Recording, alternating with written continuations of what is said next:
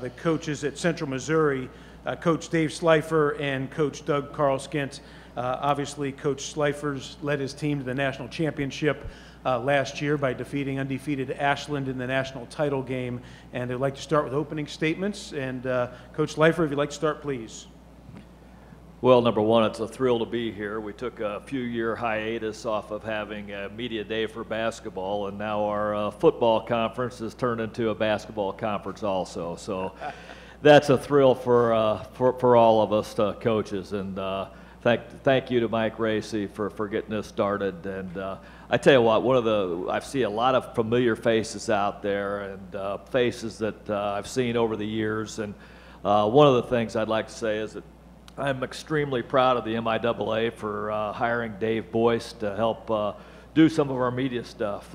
Dave's been covering our league forever and ever with the Kansas City Star. Then we stuck him up with Northwest for a couple years, but we got him back on board to kind of help us become the league that we think that we are. And I know this question is going to come up, but I am going to say that the MIAA is not for everybody. And it is a tough league. It's a grinder.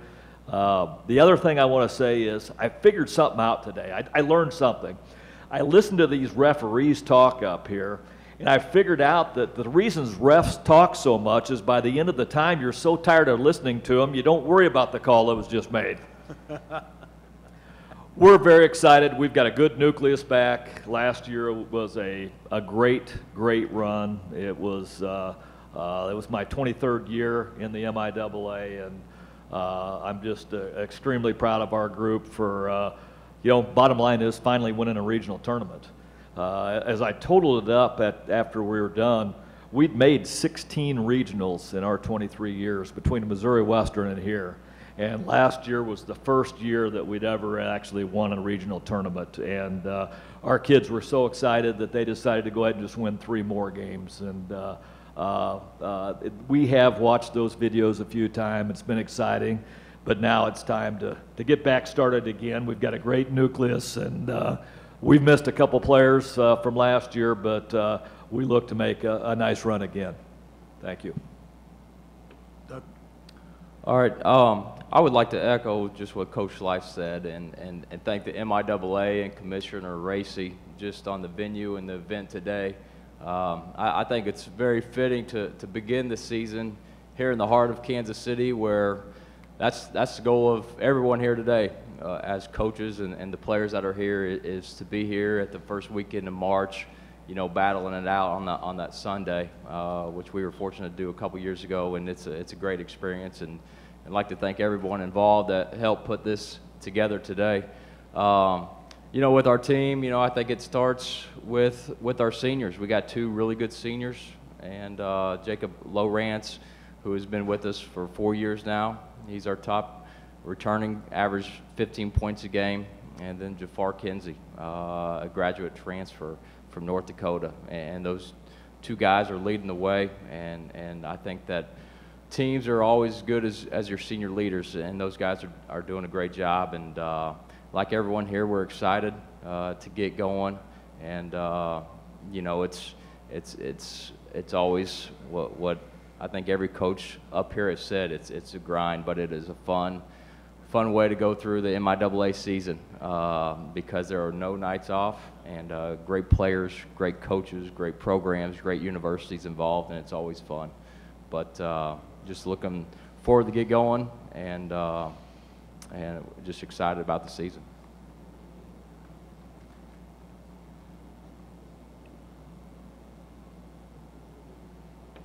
Randy Spear with the Warrensburg Daily Star Journal. Coach Slifer, we'll start with you. How do you replace a leader like Kay and Kelsey were for this group last year? I'm not sure you do. Those 2 kids were, we actually return our top 3 scorers, including Paige Redmonds, who's here today. But the contributions that Kay, number 1, made was incredible. She was a rebounder, Defensive Player of the Year in the MIAA. Then Kelsey Williams is a young lady who didn't start earlier in the year, and she ended up making the all-tournament team at the Elite 8. A well-deserved honor, and one that It almost gives me goosebumps thinking about it right now because her team was so excited for her whenever her name got called to be on the Elite Eight team. And this is a gal that started out, played some at Lincoln. She was a 6th-year graduate student, had been hurt multiple times, finally had a career year where she was healthy all year long and was able to end it in storybook fashion. So I don't think you ever replace that. I think we've got some kids that have been waiting in the wings. It's going to be their time. Whether we can recapture that magic or not, you never know. But I know that number one is that we've got Paige back, who's a senior. We've got 2 juniors, Morgan Fleming and Megan Skaggs, who know how to win. So things look bright. With a strong nucleus coming back, how important is it to kind of set aside that national championship and grow a chemistry for this year's team? Well, we've tried to do that all fall, and it's kind of a lot of people said, hey, how are you going to do it? And I said, number one is I'm going to enjoy it. And I did make sure and ask somebody. So I saw Austin Meyer on the road. Austin was the assistant coach for Ben on the Northwest men's team, and I saw him on the road. He's now the women's coach there. I said, Austin, how long do you celebrate this thing? And he goes, till somebody else is crowned champion. So I have done a great job of making sure I've done that. I'm on a diet now, but boy, before that I was hitting it hard. And I think the best line that my son caught us one night, he'd called and he goes, hey, what are you guys doing? And I don't know, it was a long, tough day or something, so I just decided to flip on the national championship game, and Ashland had won 73 in a row, and finally he goes, you know what? I think Ashland is now 73 and 1,005. You guys have watched him 1,000 times get beat. So, but we've got to make sure that, and our kids have done a great job with it. I'll be honest, I think our kids have done a better job of moving on than probably I have. Coach Carl Skint, Greg Hassler, 1450 Cocoa. A lot of new guys on this year's team. A lot of Spencer Reeves, leading scorer from last year. What's it going to take to get all these guys to come together in a very short period of time? Yeah, great question. And before I answer that, I will vouch that Coach Schleif has enjoyed his national championship. So, and it's been fun to watch. And but just to answer your question, Hash, you mentioned Spencer, which was a great player for 3 years in our conference and in our region. Also, we lost DJ Richardson, a great player, averaged 13 a game, and then Clarence Smith, who brought a tremendous amount of toughness to our team.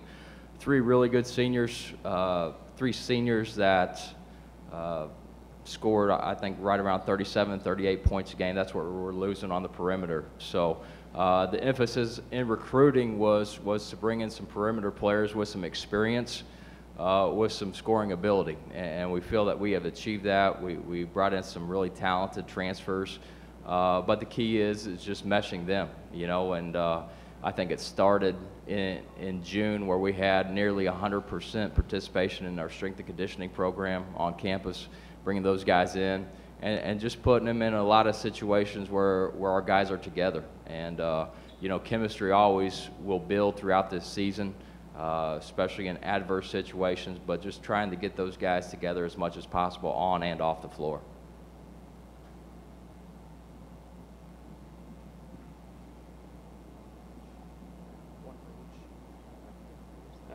Jason Brown, the Mule Skinner. Coach Carl Skint, what do you look for in the transfers that you're bringing in each year?